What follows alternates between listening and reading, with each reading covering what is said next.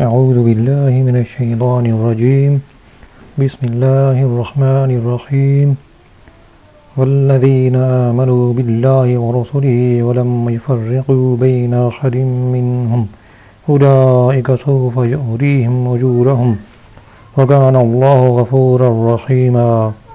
ترجمہ: اور وہ جو اللہ اور اس کے سب رسولوں پر ایمان لائے اور ان میں سے کسی پر ایمان لانے میں فرق نہ کرے تو ان قریب اللہ انہیں ان کے اجر عطا فرمائے گا اور اللہ بخشنے والا مہربان ہے۔ یہاں آیت میں ایمان والوں سے اجر و ثواب کا وعدہ فرمایا گیا ہے اور اس میں کبیرہ گناہوں کا مرتکب بھی داخل ہے، کیونکہ وہ اللہ اور اس کے سب رسولوں پر ایمان رکھتا ہے۔ معتزلہ فرقے والے کبیرہ گناہ کرنے والوں کے لیے ہمیشہ کے عذاب جہنم کا عقیدہ رکھتے ہیں۔ اس آیت سے ان کے اس عقیدہ کا غلط ہونا ثابت ہو گیا۔ ایک اور مقام پر اللہ تعالیٰ ارشاد فرماتا ہے، سورہ حجرات، وَإِن طَائِفَتَانِ مِنَ الْمُؤْمِنِينَ اقْتَتَلُوا، اور اگر مسلمانوں کے دو گروہ آپس میں لڑ پڑے۔ اس سے بھی معلوم ہوا کہ کبیرہ گناہ کا ارتکاب کفر نہیں، کیونکہ جنگ و جدال گناہ ہے، لیکن دونوں گروہوں کو مومن فرمائے گا۔ نیز صحیح بخاری میں حدیث ہے، حضرت ابو ذر رضی اللہ عنہ فرماتے ہیں، میں نبی کریم صلی اللہ علیہ وسلم کی بارگاہ میں حاضر ہوا تو آپ صلی اللہ علیہ وسلم سفید کپڑے پہن کر آرام فرما رہے تھے۔ پھر میں دوبارہ حاضر ہوا تو آپ صلی اللہ علیہ وسلم بیدار ہو چکے تھے۔ چنانچہ آپ نے ارشاد فرمایا، جو بندہ یوں کہے کہ اللہ تعالیٰ کے سوا کوئی معبود نہیں اور اسی وعدے پر اس کا انتقال ہو جائے تو وہ جنت میں داخل ہوا۔ میں نے عرض کی، خواہ اس نے زنا یا چوری کی؟ ارشاد فرمایا، خواہ اس نے زنا یا چوری کی۔ میں نے پھر عرض کی، اگرچہ وہ زنا یا چوری کرے؟ ارشاد فرمایا، اگرچہ وہ زنا یا چوری کرے۔ میں نے پھر عرض کی، خواہ اس نے زنا یا چوری کی؟ ارشاد فرمایا، خواہ اس نے زنا یا چوری کی، خواہ ابو ذر کی ناک خاک آلود ہو جائے۔ حضرت انس رضی اللہ عنہ سے روایت ہے، حضور اقدس صلی اللہ علیہ وسلم نے ارشاد فرمایا، میری شفاعت میری امت کے ان لوگوں کے لیے جو کبیرہ گناہوں کے مرتکب ہو۔ ان حدیث سے بھی معلوم ہوا کہ کبیرہ گناہ کرنے والا کافر نہیں، کیونکہ کافر نہ تو کبھی جنت میں جائے گا اور نہ ہی سید المرسلین صلی اللہ علیہ وسلم اس کی شفاعت فرمائیں گے، بلکہ جنت میں صرف مسلمان جائیں گے اور تاجدار رسالت صلی اللہ علیہ وسلم کی شفاعت بھی صرف مسلمانوں کو نصیب ہوگی، اگرچہ وہ کبیرہ گناہوں کے مرتکب ہوں۔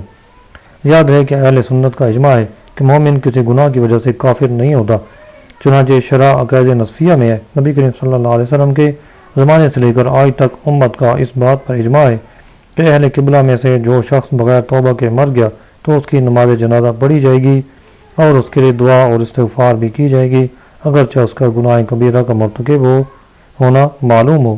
حالانکہ اس بات پر پہلے ہی امت کا اتفاق ہے کہ مومن کے علاوہ کسی اور کے لیے نماز جنازہ اور دعا و استغفار جائز نہیں ہے۔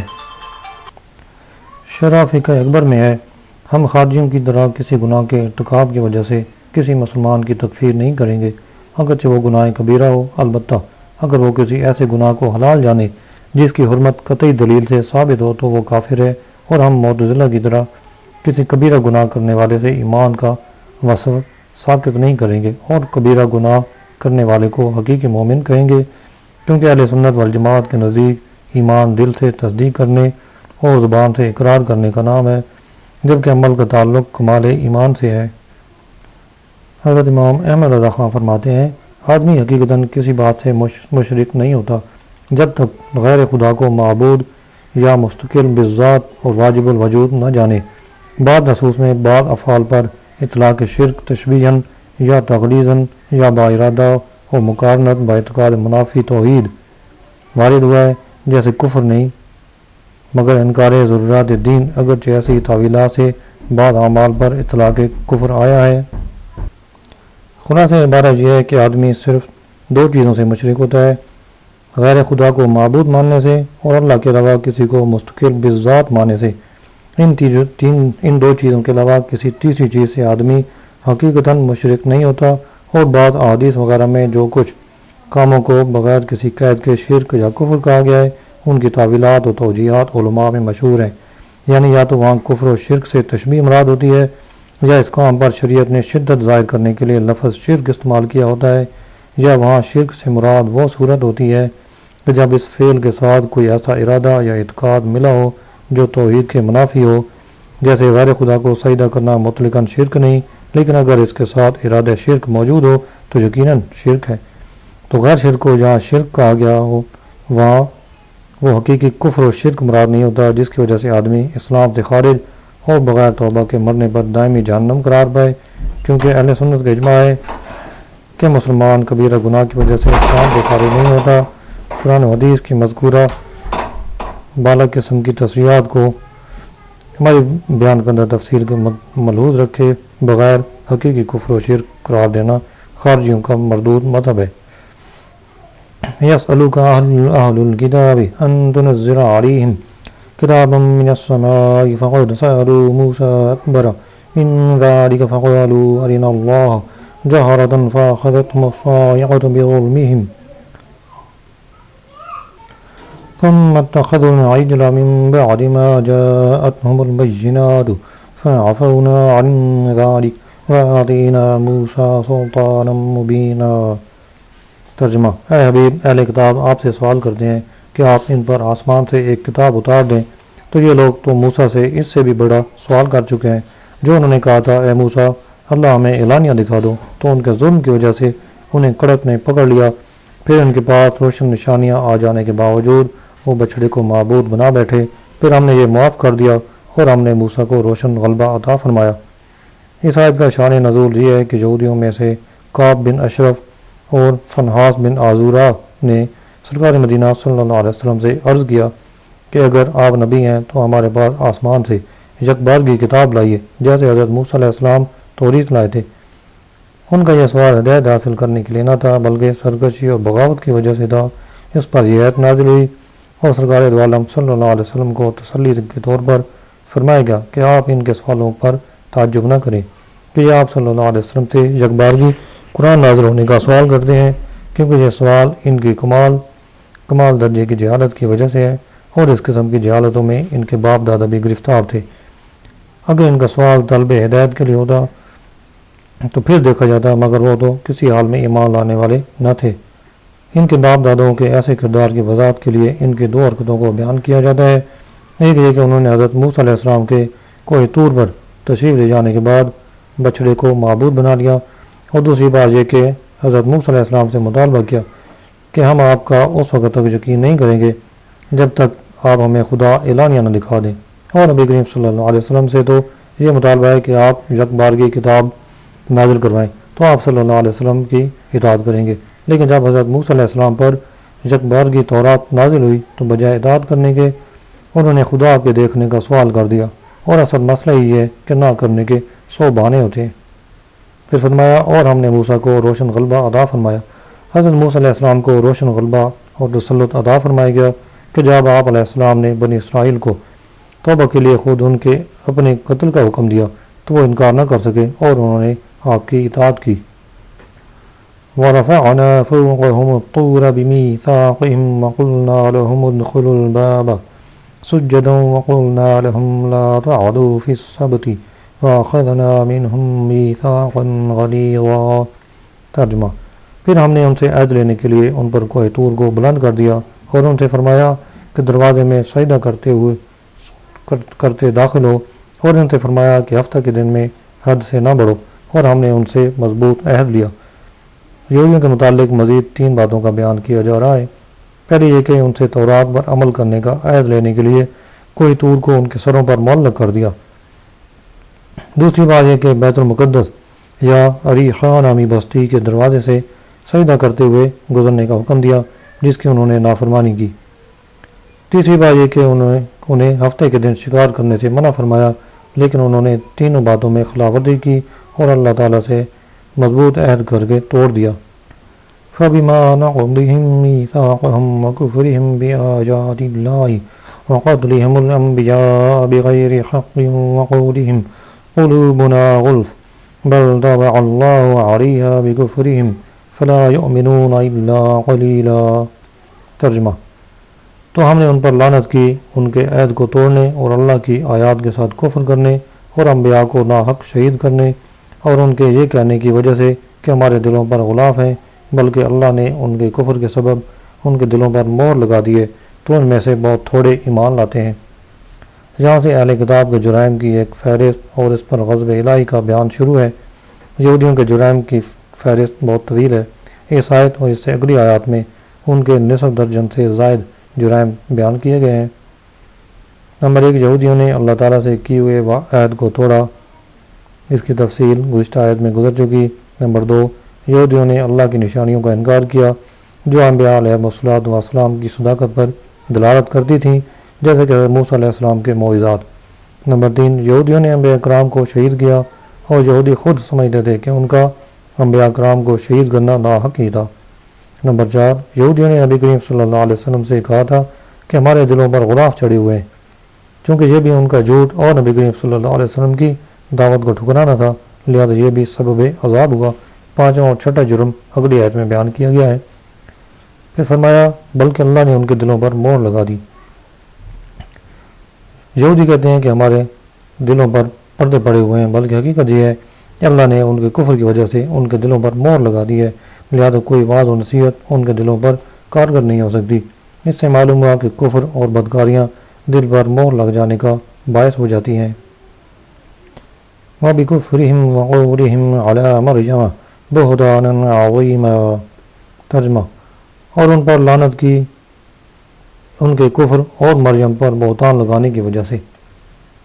یہودیوں کا پانچواں جرم یہ تھا کہ انہوں نے حضرت عیسیٰ علیہ السلام کے ساتھ کفر کیا، اور ان کا چھٹا جرم یہ تھا کہ انہوں نے حضرت مریم رضی اللہ عنہ پر تہمت لگائی۔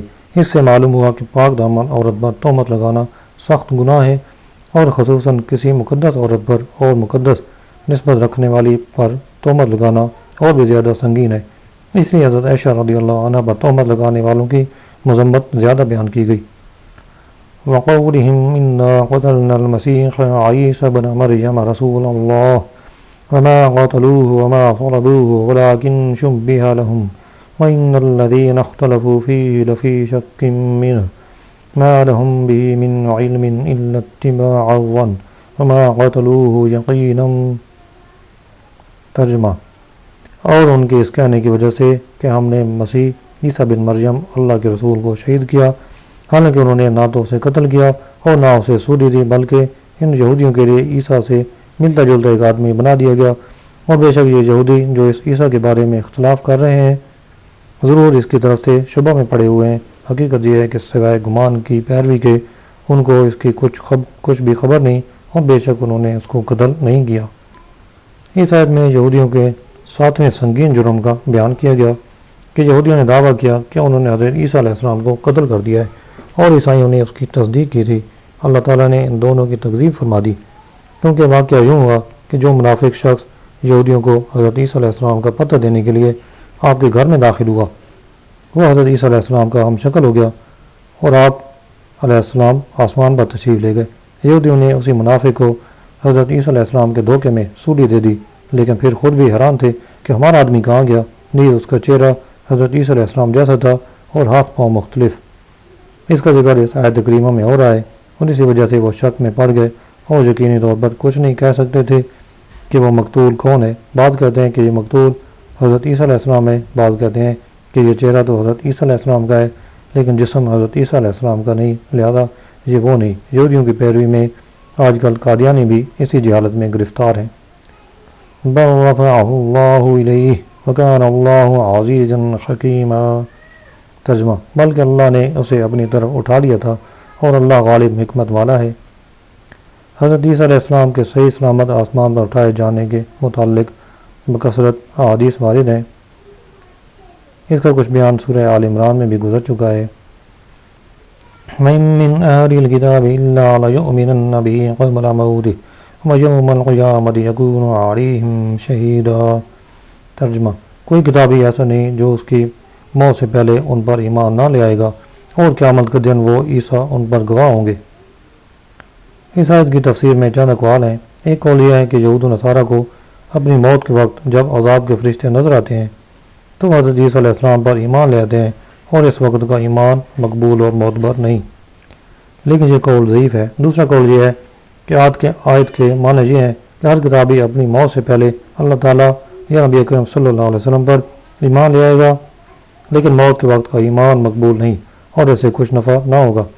تیسرا قول یہ ہے کہ حضرت عیسیٰ علیہ السلام کی وفات سے پہلے ہر یہودی اور عیسائی اور وہ افراد جو غیر خدا کی عبادت کرتے ہوں گے حضرت عیسیٰ علیہ السلام پر ایمان لے آئیں گے، حتیٰ کہ اس وقت ایک ہی دین اسلام ہوگا، اور یہ اس وقت ہوگا کہ جب آخری زمانے میں آپ علیہ السلام آسمان سے زمین پر نزول فرمائیں گے۔ اس وقت حضرت عیسیٰ علیہ السلام شریعت محمدیہ صلی اللہ علیہ وسلم کے مطابق حکم کریں گے، اور دین محمدی کے اماموں میں سے ایک امام کی حیثیت میں ہوں گے، اور عیسائیوں نے ان کے متعلق جو گمان باندھ رکھے ہیں انہیں باطل فرمائیں گے، دین محمدی کی اشاعت کریں گے، اور اس وقت یہود و نصارہ کو یا تو اسلام قبول کرنا ہوگا یا قتل کر ڈالے جائیں گے۔ جزیہ قبول کرنے کا حکم حضرت عیسیٰ علیہ السلام کے نزول کرنے کے وقت تک ہے۔ اس قول سے معلوم ہوا کہ ابھی حضرت عیسیٰ علیہ السلام کی وفات واقع نہیں ہوئی، کیونکہ آپ کی وفات سے پہلے سارے اہل کتاب آپ پر ایمان لائیں گے، حالانکہ ابھی یہودی آپ علیہ السلام پر ایمان نہیں لائے۔ یہ بھی معلوم ہوا کہ حضرت عیسیٰ علیہ السلام قریب قیامت زمین پر تشریف لائیں گے۔ نیز یہ بھی معلوم ہوا کہ آپ علیہ السلام کی اس آمد پر سارے یہودی آپ پر ایمان لے آئیں گے، اس طرح کہ سب آپ علیہ السلام کے اللہ کا بندہ اور اللہ کی طرف سے کلمہ ہونے کا اقرار کر کے مسلمان ہو جائیں گے۔ پھر فرمایا وہ ان پر گواہ ہوں گے، یعنی حضرت عیسیٰ علیہ السلام قیامت کے دن یہودیوں پر تو یہ گواہی دیں گے کہ انہوں نے آپ علیہ السلام کی تکذیب کی اور آپ کے حق میں زبان طعن دراز کی، اور نصارہ پر یہ گواہی دیں گے کہ انہوں نے آپ علیہ السلام کو رب ٹھہرایا اور خدا کا شریک جانا، جبکہ اہل کتاب میں سے جو لوگ ایمان لے آئیں گے ان کے ایمان کے بھی آپ علیہ السلام شہادت دیں گے۔ فَبِظُلْمٍ مِّنَ الَّذِينَ هَادُوا حَرَّمْنَا عَلَيْهِمْ طَيِّبَاتٍ أُحِلَّتْ لَهُمْ وَبِصَدِّهِمْ عَن سَبِيلِ اللَّهِ كَثِيرًا۔ ترجمہ: تو یہودیوں کے بڑے ظلم کی وجہ سے اور ان کے بہت سے لوگوں کو اللہ کے راستے سے روکنے کی وجہ سے ہم نے ان پر وہ بعض پاکیزہ چیزیں حرام کر دیں جو ان کے لیے حلال تھیں۔ یہودیوں کی کرتوتیں پہلے بیان کی گئیں، اور اس آیت میں ان کے جرائم کی سزا کی ایک صورت یہ بیان کی گئی کہ ان کی زیادتیوں کی وجہ سے ان پر کئی حلال چیزیں بھی حرام کر دی گئیں۔ وَأَخْذِهِمُ الرِّبَا وَقَدْ نُهُوا عَنْهُ وَأَكْلِهِمْ أَمْوَالَ النَّاسِ بِالْبَاطِلِ وَأَعْتَدْنَا لِلْكَافِرِينَ مِنْهُمْ عَذَابًا أَلِيمًا۔ ترجمہ: اور اس لیے حرام کی کہ وہ سود لیتے حالانکہ انہیں اس سے منع کیا گیا تھا، اور وہ باطل طریقے سے لوگوں کا مال کھا جاتے تھے، اور ان میں سے کافروں کے لیے ہم نے دردناک عذاب تیار کر رکھا ہے۔ یہودیوں میں اعتقادی خرابیوں کے ساتھ عملی برائیاں بھی موجود تھیں، چنانچہ سود کھانا اور رشوت لینا ان میں عام تھا، فیصلہ کرنے میں رشوت لیتے، حتیٰ کہ رشوت کی خاطر شرعی احکام بھی بدل دیتے۔ اس آیت سے سود کی حرمت اور رشوت کی خباثت بھی معلوم ہوئی۔ سود لینا شدید حرام ہے۔ حضرت ابو ہریرہ رضی اللہ عنہ سے روایت ہے، نبی کریم صلی اللہ علیہ وسلم نے ارشاد فرمایا، بے شک سود 70 گناہوں کا مجموعہ ہے، ان میں سب سے چھوٹا گناہ یہ ہے کہ آدمی اپنی ماں سے زنا کرے۔ رشوت کے بارے میں حضرت ثوبان رضی اللہ عنہ سے روایت ہے، سرکار دو عالم صلی اللہ علیہ وسلم نے رشوت لینے والے، دینے والے اور ان کے مابین لین دین میں مدد کرنے والے پر لعنت فرمائی ہے۔ لیکن الراسخون فی العلم منہم والمؤمنون یؤمنون بما انزل الیک وما انزل من قبلک والمقیمین الصلاة والمؤتون الزکاة والمؤمنون باللہ والیوم الآخر اولئک سنؤتیہم اجرا عظیما۔ ترجمہ: لیکن ان میں علم میں پختگی والے اور ایمان والے ایمان لاتے ہیں اس پر جو ہے حبیب صلی اللہ علیہ وسلم تمہاری طرف نازل کیا گیا اور جو تم سے پہلے نازل کیا گیا، اور نماز قائم رکھنے والے اور زکوٰۃ دینے والے اور اللہ اور قیامت پر ایمان لانے والے ایسوں کو عنقریب ہم بڑا ثواب دیں گے۔ یہودیوں کی اکثریت گمراہ اور بدکردار تھی، لیکن ان میں کچھ لوگ اچھے بھی تھے، جیسے حضرت عبداللہ بن سلام رضی اللہ عنہ اور ان کے ساتھی، جو گزشتہ انبیاء پر ایمان، راسخ مضبوط علم، صاف عقل اور کامل بصیرت رکھتے تھے۔ انہوں نے اپنے علم سے دین اسلام کی حقانیت کو جانا اور نبی کریم صلی اللہ علیہ وسلم پر ایمان لائے۔ راسخ فی العلم وہ عالم ہے جس کا علم اس کے دل میں اتر گیا ہو، جیسے مضبوط درخت وہ ہے جس کی جڑیں زمین میں جگہ پکڑ چکی ہوں۔ اس سے مراد خوش عقیدہ اور باعمل علماء ہیں۔ اس سے معلوم ہوا کہ عالم باعمل کا ثواب دوسروں سے زیادہ ہے، کیونکہ باعمل عالم خود بھی نیک ہے اور دوسروں کو بھی نیک بنا دیتا ہے۔ چاہیے کہ عالم کا عمل سنت نبی کا نمونہ ہو اور اس کی ہر ادا تبلیغ کرے۔ اس سے اشارتاً یہ بھی معلوم ہوا کہ بے دین یا بے عمل عالم کا عذاب بھی دوسروں سے زیادہ ہے، اور گمراہ بھی ہے اور گمراہ کن بھی۔ اور اس کی بات عملی دوسروں کو بھی بات عمل بنا دے گی۔